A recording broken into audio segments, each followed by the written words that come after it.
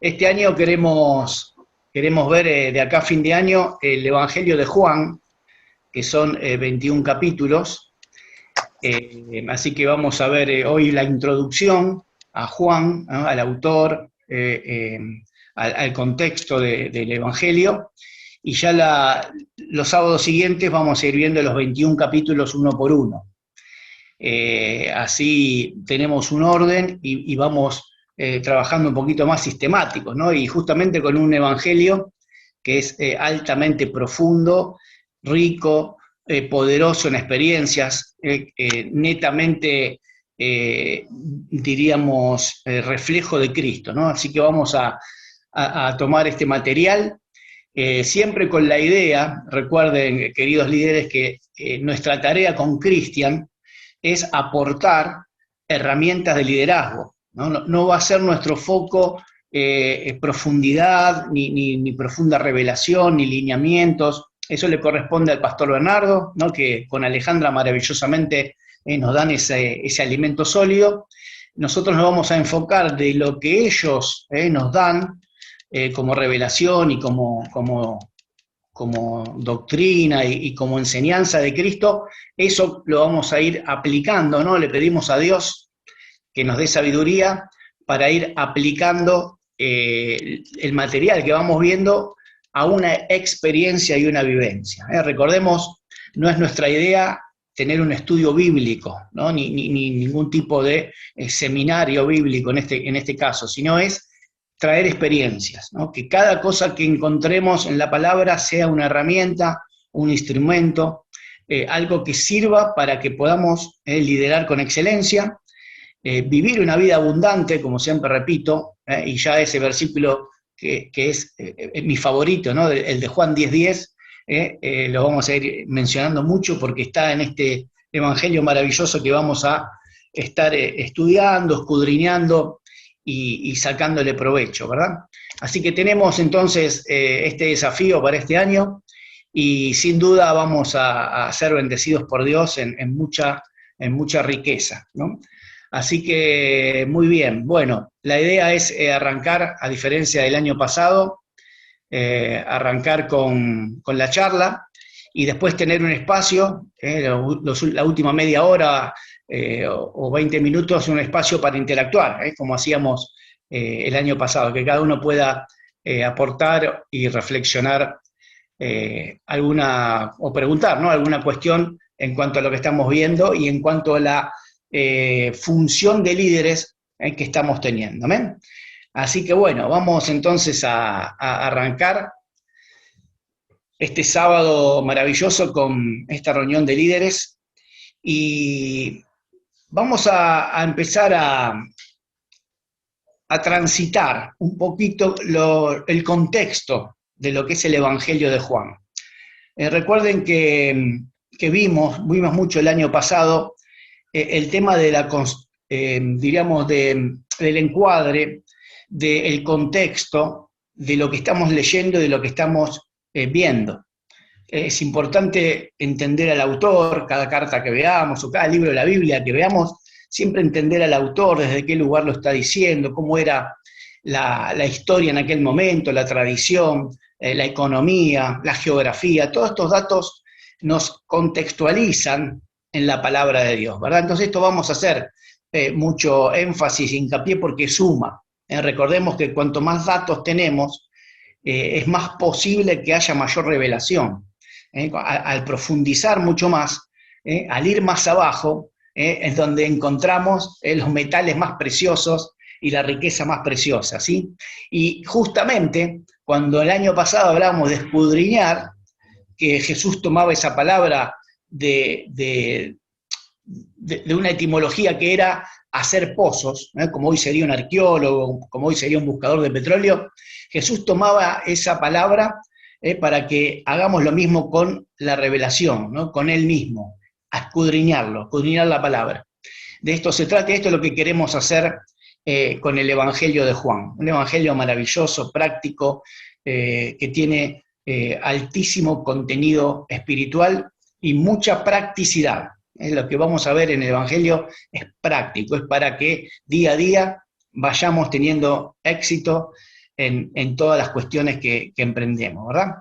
Así que muy bien. También quería decirles que la vida de Juan tiene dos etapas. Tenemos la primera etapa, el Juan apóstol, el Juan discípulo. Recordemos que Juan era el menor de los 12, era el hermano de Jacobo, los llamados hijos del trueno, ¿recuerdan? Los hijos de Zebedeo eran Boanerges, los hijos del trueno. Eran evidentemente dos muchachos bastante inquietos, traviesos, firmes, contundentes.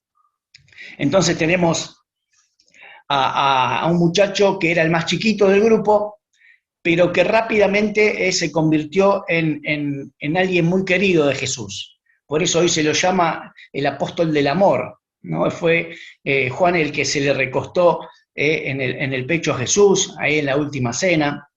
Este Juan es parte del que yo le llamo el G3, ¿no? El grupo íntimo que tenía Jesús junto a Jacobo y a Pedro. Ese grupo participó recordemos, del monte de la transfiguración, cuando fue esa montaña y vieron cosas sobrenaturales, ¿no? Con Jesús. También ese grupo participó de la resurrección de la hija de Jairo, ¿no? Un escenario muy poderoso para un niño, para alguien muy jovencito. Se calcula que Juan tendría unos 15, 16, 17, 18 años como mucho cuando estuvo con Jesús. Entonces son experiencias muy poderosas como la de Getsemaní, que también ahí fueron los tres. Ese mismo G3, ese mismo grupo, participó de esa experiencia que hemos mencionado tanto el año pasado, la del huerto de Getsemaní. ¿Recuerdan cuando vimos la oración en el Espíritu? Ahí cómo Jesús utilizó esa herramienta para vencer la tristeza, vencer la aflicción, y decíamos que venció la cruz, tuvo victoria en la cruz gracias a esa oración, ¿verdad? Por lo tanto, es interesante ubicar a Juan ya de jovencito, moviéndose en las grandes ligas, por decirlo así, recibiendo revelación. También Juan fue el único que estuvo en la cruz, bajo la cruz, acompañando a María y a las mujeres, que entre ellas se dice, algunos autores enseñan que estaba la mamá, Salomé, que era aparentemente hermana de María. Por lo tanto, Juan y Jacobo podrían ser primos naturales de Jesús, tenían esa relación. Entonces de ahí viene este muchacho, este discípulo apóstol tan interesante, que tiene una particularidad.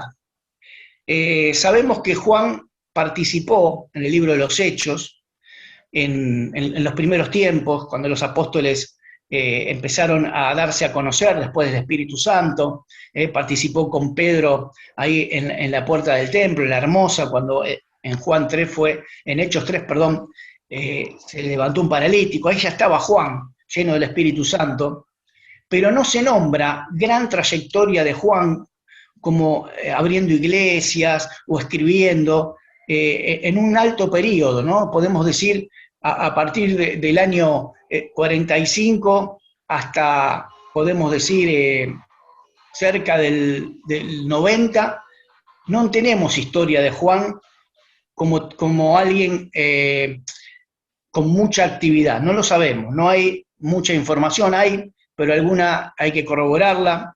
Recuerden que en general todo esto que pasó en aquel tiempo había muchos testigos. Está toda la realidad de lo que pasó, mucho más de lo que pensamos. El problema es que después se inventaron historias, se inventaron anécdotas, entonces quedó contaminado un poco toda la información que había.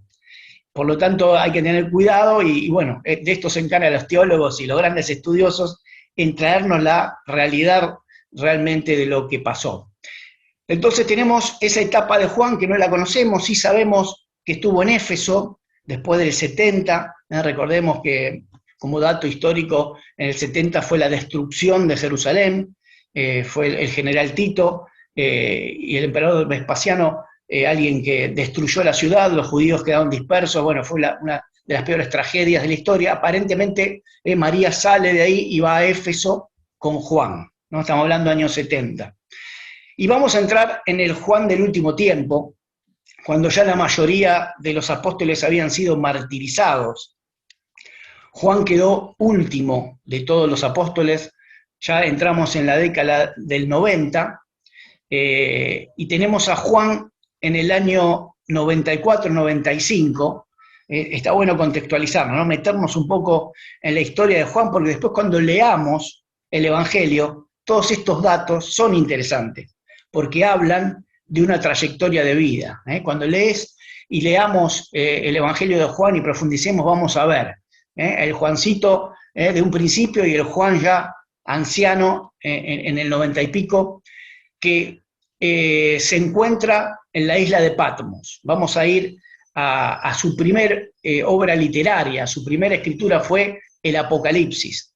Recordemos, en el año 94-95 escribe el Apocalipsis, después en el año 100, a partir del 100 se escribe el Evangelio, que es el que vamos a ver. En el medio hay las 3 cartas universales de Juan, pero vamos a enfocarnos en el Apocalipsis, en esta experiencia que sin duda marcó a Juan, y toda su obra está teñida, diríamos, modificada por esta experiencia que Juan tuvo ahí en la isla de Patmos. Se dice que Juan estuvo sentenciado a muerte por el César Domiciano, un déspota terrible, y parece que la sentencia era meterlo en una olla de agua hirviendo, una olla muy grande, con mucho público, eso se estilaba en ese tiempo, y resulta que a él lo meten en la olla y sale vivo, milagrosamente sale vivo de esa situación. Por lo tanto, la legislación romana no permitía una nueva sentencia. Es de ahí que lo mandan preso a la isla de Patmos, la famosa isla de Patmos, una isla chiquita, ahí en el mar Egeo, que lo único que había era rocas, y los presos de ahí picaban piedras y hacían trabajos forzados. Imagínense que Juan tenía prácticamente 90 años, un poquito menos quizás, o por ahí estaba, era muy anciano, y le tocó vivir esa situación, ¿verdad? Entonces es interesante ver que en ese lugar, en esa situación, preso, incómodo, recibe algo que vamos a leer ahora, que es muy interesante, que es la revelación, que es el Apocalipsis, ¿verdad? Así que vamos a leer, no sé si tenemos en placa, Cristian, Apocalipsis, capítulo 1, versículo 9 al 20. Acá vamos a ubicarnos lo que le pasó a Juan en la isla de Patmos. Dice así: yo, Juan, vuestro hermano, y copartícipe vuestro en la tribulación, en el reino y en la paciencia de Jesucristo. Estaba en la isla llamada Patmos por causa de la palabra de Dios y el testimonio de Jesucristo. Yo estaba en el Espíritu en el día del Señor y oí detrás de mí una gran voz como de trompeta, que decía: yo soy el Alfa y el Omega, el principio y el último. Escribe en un libro lo que ves y envíalo a las 7 iglesias que están en Asia: a Éfeso, Esmirna, Pérgamo, Tiatira, Sardis, Filadelfia y Laodicea. Y me volví para ver la voz que hablaba conmigo, y vuelto vi 7 candeleros de oro, y en medio de los 7 candeleros a uno semejante al Hijo del Hombre, vestido de una ropa que llegaba hasta los pies y ceñido por el pecho con un cinto de oro. Su cabeza y sus cabellos eran blancos como blanca lana, como nieve, sus ojos como llama de fuego, sus pies semejante al bronce bruñido, refulgente como en un horno, y su voz como estruendo de muchas aguas. Tenía en su diestra 7 estrellas, de su boca salía una espada aguda de 2 filos, y su rostro era como el sol cuando resplandece en su fuerza. Cuando le vi, dice Juan, caí como muerto a sus pies, y él puso su diestra sobre mí, diciéndome, no temas, yo soy el primero y el último, el que vive y estuve muerto. Mas he aquí que vivo por los siglos de los siglos, amén. Y tengo las llaves de la muerte y el Hades. Escribe las cosas que has visto, las que son y las que han de venir después. El misterio de las 7 estrellas que has visto en mi diestra y de los 7 candeleros de oro, las 7 estrellas son los ángeles de las 7 iglesias y los 7 candeleros que has visto son las 7 iglesias. Muy bien, creo que ahí terminamos con el pasaje. Quería leerlo todo porque es muy, muy interesante. ¿Por qué? Porque Juan acá tiene otra imagen de Jesús. La imagen de Juan era del Jesús sobre la tierra, del Jesús humano, del Jesús que murió en una cruz, que murió atormentado, que murió humillado, avergonzado, asolado. Tenía en parte esa imagen de un Jesús normal, de un Jesús natural, que es 100% hombre. Y acá Juan está viendo al Jesús glorificado, el mismo, pero en otra condición. Entonces esto es muy importante meternos en la cabeza de Juan cuando leamos su evangelio, mucho más cuando leamos en algún momento por ahí el año que viene las cartas y el Apocalipsis mismo, las 7 cartas. Siempre es interesante tener esta imagen de Juan viendo a Jesús de esta manera. Primero vio el trono, lo ven en los primeros versículos, ve al Padre, ve los 7 espíritus de Dios, ve al Hijo sentado a su diestra. Bueno, empieza a ver Juan un Cristo diferente. Y vamos a traer de acá, de este pasaje, ya para introducirnos al Evangelio, que después cuando avancemos en los capítulos vamos a ir mostrando también estas ideas o estas marcas que Juan tiene de esta experiencia y de otras más, ¿no?, que él tuvo con Jesús en su vida de joven y tuvo en estas experiencias ya liderando la Iglesia de Cristo. Entonces vamos a sacar revelación, a sacar herramientas de esta introducción, de esto que Juan vio ahí en Patmos, ¿no?, esa experiencia sobrenatural y maravillosa, ¿no? Primero vamos a entender qué estamos buscando y qué estaba buscando el autor, qué buscaba Juan al escribir este evangelio. Fíjense que habíamos dicho que no teníamos reseña ni antecedentes de Juan haciendo muchas actividades eclesiásticas. No se lo menciona levantando iglesias ni escribiendo nada. Pero acá estamos leyendo, hemos leído juntos, que 2 veces Jesús le dice escribe. Y cuando dice escribe es como que ahí Juan se larga a escribir, porque escribe el Apocalipsis, después escribe 3 cartas y por último el Evangelio, el 4º Evangelio. Entonces es como que tuvo la validación del Señor y empieza a escribir estas maravillosas cartas y el Apocalipsis, que es un libro extraordinario, único, no hay nada igual en cuanto a la revelación de los últimos tiempos. Entonces acá tenemos cómo Juan era dirigido, no hizo nada por él mismo. Él tenía toda la autoridad para hacerlo, pero esperó la voz de Dios, esperó el momento. Estaba capacitado, tenía trayectoria, tenía chapa para hacerlo antes, pero esperó el momento y es ahí donde empezó a escribir. Ahí tenemos una gran enseñanza. Y vamos a ver el motivo, ¿no?, los motivos, qué lo motivan a escribir, más allá que Jesús se lo haya ordenado, pero qué lo motiva a escribir el Evangelio. ¿Cuál era su motivación? ¿Qué quería lograr? ¿Qué quería transmitir Juan en el Evangelio? Vamos a ver, primero, en 4 partes enseña Juan y revela el motivo, ¿no? Primero, en el capítulo 1 vamos a ver que habla de el verbo hecho carne. Habla de Jesús como el que fue cuando todo se creó, ¿no? Aquel que estuvo en la creación y que se hizo carne y habitó entre nosotros. ahí tenemos a Juan explicando un poco la Trinidad y la esencia de Dios, ¿no? Dios, que era soberano, creador de todas las cosas, se hace hombre.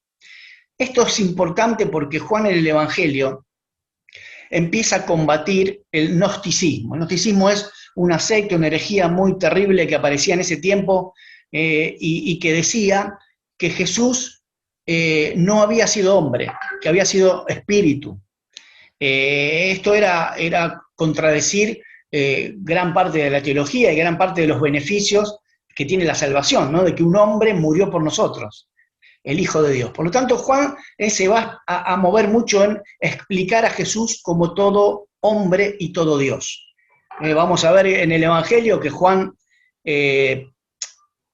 lo muestra a Jesús que llora, lo muestra a Jesús en una fiesta de bodas, lo muestra a Jesús con hambre, lo muestra a Jesús cansado, ¿no? Muestra a un Jesús todo hombre, pero también todo Dios, ¿no? Esta cosa que a veces nos cuesta a los seres humanos entender, no entra en nuestra cabeza, pero sabemos que esto fue así, ¿no? Jesús era todo Dios y todo hombre, ¿no? Y vemos ya en el capítulo 1 que nos muestra la importancia que era Él mismo, ¿no? Que no es un libro es escrito, sino que es Cristo mismo revelándose a nosotros. Después lo reafirma en Juan 6, que ahí dice escudriñad las Escrituras, lo vamos a ver bien, esto que les decía de profundizar, de hacer pozos, porque dice que escudriñando las Escrituras hablan de Él. Los estudiosos que lo confrontaron en ese momento, los sacerdotes y los doctores de la ley, decían que buscaban en la ley la vida eterna, pero Jesús les dice, busquen ahí a mí mismo, ¿no? Porque las Escrituras hablan de mí. Por lo tanto, uno de los motivos de Juan era revelar a Cristo, que en todo momento Cristo sea exaltado y que Él siga creciendo. Otro de los motivos. Después tenemos en Juan 20. En Juan 20 ahí menciona el propósito del libro, que dice que mientras creemos en Él, en Juan 20, 31, este libro fue escrito para que creamos en el Hijo y creyendo tengamos vida. Ahí vamos a ver la practicidad del Evangelio, del cristianismo, que es creer para tener vida y vida abundante. No es únicamente para un estado de pasar de muerte a resurrección, sino que es para que tengamos vida abundante, ¿no? Por eso que es práctico. Creyendo en Él tenemos vida. Cuando creemos en Cristo, Cristo crece y todo lo que hacemos va a crecer. Por supuesto que tendremos problemas, dificultades, pero Cristo va a ir creciendo en todo nuestro ámbito. Y de esto se trata. Esto es lo que Juan enseña en su libro. Y también dice en el 21 que si se escribieran todas las cosas que hizo Jesús, no cabrían todos los libros del mundo, no lo podrían contener, ¿no? Tanta información, tanta cosa que hizo Jesús, ¿no? Eso también es una enseñanza de que hoy en día seguimos escribiendo la historia de Cristo, porque Cristo sigue viviendo en nosotros, en su iglesia, en su esposa, y día a día estamos escribiendo nuevas páginas de lo que Cristo hace en nuestra vida. Por lo tanto, este es el motivo. Estos son los motivos por el cual Juan escribe este Evangelio. Pero vamos a ver, ya para ir cerrando esta etapa, algunas cuestiones que Juan vive ahí en esa presentación de Jesús. Cuando Jesús se le presenta en forma gráfica, en forma personal, que cae como muerto. Vio tanta gloria en Jesús que cayó como muerto. Es interesante saber que la iglesia de Cristo a nosotros nos guía el Espíritu Santo.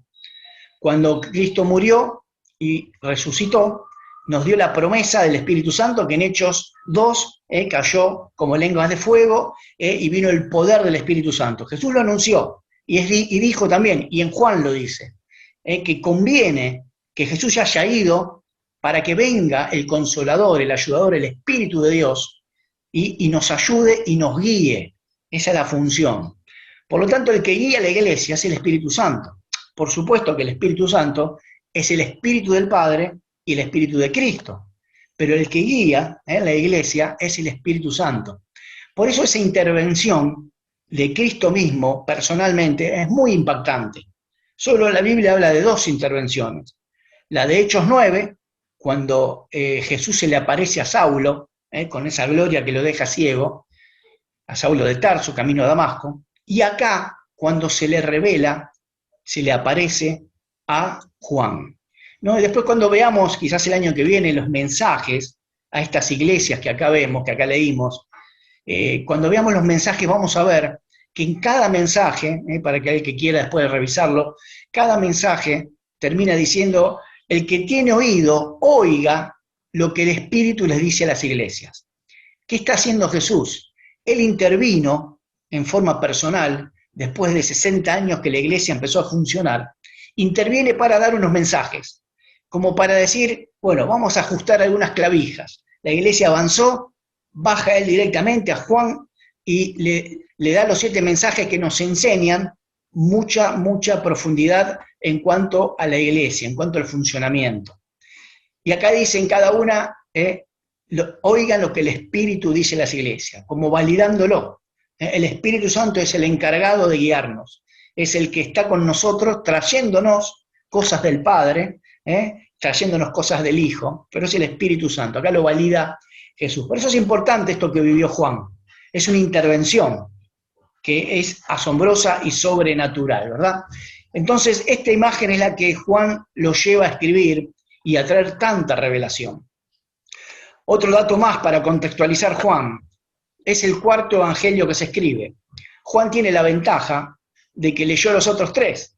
Leyó Marcos, leyó Lucas y leyó Mateo, y después, varios años después, escribe él. ¿Y qué escribe?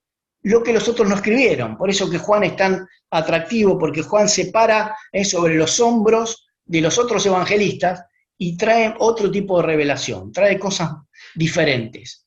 Enfoca de otra manera su escritura, su evangelio, porque ya la biografía estaba. Juan nombra, creo que 8 milagros y no nombra muchas parábolas. Se manifiesta Juan y se profundiza en mostrar a Cristo con eventos y con enseñanza muy profunda. Entonces, esto es interesante saber. Cuando Juan escribe, ya tenía la base de los otros 3 evangelios. Es maravilloso esto porque lo vamos a ir viendo, lo vamos a ir mencionando cada vez que salga esto en el evangelio de Juan, ¿verdad? Así que bien, datos interesantes para tener en cuenta. Fíjense qué vio Juan de Jesús. Y esto yo lo quiero conectar con la experiencia en Cristo, con las vivencias. Recordemos cuando vimos el año pasado, en 8 sábados, recuerdo que vimos la oración en el Espíritu, el Padre Nuestro. Recuerden que en la primera estación, que era Padre Nuestro que estás en los cielos, santificado sea tu nombre, de paso les digo a los que no tienen ese material, lo estamos armando para pasarlo por YouTube, todas esas charlas, para que no les ocupe lugar, porque las grabaciones que tenemos son de Zoom y son un poco pesadas y saturamos los teléfonos, pero estamos armando esas charlas para que cuando las mencionemos, los que no estaban o no las tienen, las puedan ver. Entonces, fíjense en la primera estación, Padre Nuestro que estás en los cielos, santificado sea tu nombre. Recordemos este momento que dijimos, es cuando nos entramos en nuestro aposento, como dice Jesús, en nuestra recámara, a solas, cerrada la puerta, recuerden, ese momento de oración en el Espíritu, nos presentamos delante del Padre. La oración es al Padre. Padre nuestro que estás en los cielos, santificado sea tu nombre. ¿Y qué decíamos en ese momento? ¿Cuál es la experiencia? De arrodillarnos delante de Dios y visualizar su gloria. Es entrar en su presencia. No es que el Padre viene a nosotros. En la oración, recuerden que dijimos, vamos nosotros al Padre y miramos su gloria. ¿Y qué miramos? Esto que vio Juan. ¿Qué miramos? El trono de Dios con sus 7 espíritus. El espíritu de sabiduría, de conocimiento, de temor. Bueno, ya lo vamos a ver, esos 7 espíritus que están en Isaías. Vamos a ver los 24 ancianos que lo menciona Juan en Apocalipsis, los jardines, los ejércitos, los querubines, los serafines, vamos a oír las alabanzas, las adoraciones. ¿Recuerdan que dijimos que entrar al Padre Nuestro, entrar en ese momento, es entrar con los sentidos, sentir la presencia de Dios cuando oramos, visualizar, oír, gustar, sentir la frescura, sentir la paz de ese lugar? No es por eso hablamos de la oración en el espíritu, no es mental, es espiritual. Entramos a su presencia con todo nuestro ser, el tiempo que el espíritu nos guíe. Podemos estar 2 minutos, podemos estar 2 horas, no hay un molde para esto, ¿no? El método que Jesús nos dejó del Padre Nuestro, recordemos que no es sistemático, sino que es un orden para fluir, para que el espíritu fluya. Por lo tanto, en ese momento que entramos a la presencia de Dios, es vivir lo que vivió Juan, es ver a este Jesús como lo mencionaba ahí, con el cinto de oro en su pecho, con las ropas que le llegan hasta los pies, con la cabeza como blanca lana y como nieve. Así vemos a Cristo hoy. Cristo está así, con ojos como de llama de fuego, con su rostro resplandeciente, con su lengua como espada de doble filo, dice, ¿no? Que espada aguda. Este es el Cristo que está bueno dimensionar, saborear, conocer, interactuar. Acá Juan nos da una experiencia, y esta experiencia es para vivirla, ¿no? Lo que estamos viendo ahora, que nuestros pastores nos están enseñando de manera tan interesante, ¿no? El ahí estás, el tener comunión, en verlo a Cristo, en sentirlo a Cristo, ¿no? En invocarle, en respirarlo, en comerlo, ¿no? Esto es lo que vivió Juan en esa experiencia en Patmos, ¿no? Y un dato interesante para tener en cuenta como herramienta. Dice que Juan estaba en el Espíritu y dice que era el día del Señor. O sea, esta revelación vino porque Juan estaba orando, porque lo estaba buscando, porque había dedicado un tiempo, seguramente habrá tenido un descanso, no sabemos cómo fue, y buscó al Señor, y justo era un día del Señor, o sea que sería un domingo, el día que acostumbraban a juntarse. Él no podía estar en vivo, en directo, en presencial, pero estaba en el Espíritu. Era el día que los hermanos se juntaban, y él ahí, en el día del Señor, que en ese momento era el domingo, en el Espíritu Dios se le aparece. Por eso, qué importante, y lo linkeo y lo conecto con lo que vimos el año pasado, con las actividades espirituales, que eran obediencia, que eran comunión con Dios. Recuerdan que eran oración en el Espíritu, era la palabra rema y el estudiar la palabra. Cuando entramos en esas actividades, ahí viene Jesús y se manifiesta, ¿no? Esto es de cuestión de agenda, algo que vimos tanto el año pasado. Y nosotros como líderes, como obreros del Señor aprobados, está bueno mantener esa agenda. Sintamos o no sintamos, con ganas o sin ganas, es la obediencia. Por eso vimos como segundo paso del cristiano y del líder exitoso la obediencia. Acá lo estamos viendo en Juan estos atributos y estas características que habíamos visto el año pasado, ¿no? Y también es bueno saber que Jesús se presenta triunfador. Ya no era el Jesús como cordero, sino que era el Jesús triunfador, el cordero inmolado, pero que triunfó, que se coronó, ¿no? Por eso dice el que tiene las 7 estrellas y el que tiene y que está en medio de los 7 candeleros, ¿no? Que son las iglesias. Y las 7 estrellas son los ángeles de las iglesias, o sea, los pastores, los obispos.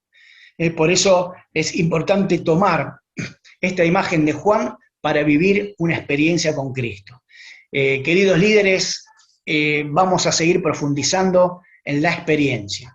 Está bien tener datos, tener conocimiento, ser estudioso, pero si eso no pasa a una experiencia, si a mí eso no me lleva a que me queme Cristo, a que ese calor de Cristo me emocione, no está sirviendo, ¿no? Vamos a buscar datos y buscar información y que Dios nos enseñe, pero para tener experiencias con Él, porque a partir de eso vamos a vivir una vida abundante, bendecida, y vamos a ser de ayuda a mucha, mucha, mucha gente. Yo no tengo duda que de acá, de este equipo, de esta parte del cuerpo que Jesús nos unió, vamos a bendecir mucha gente.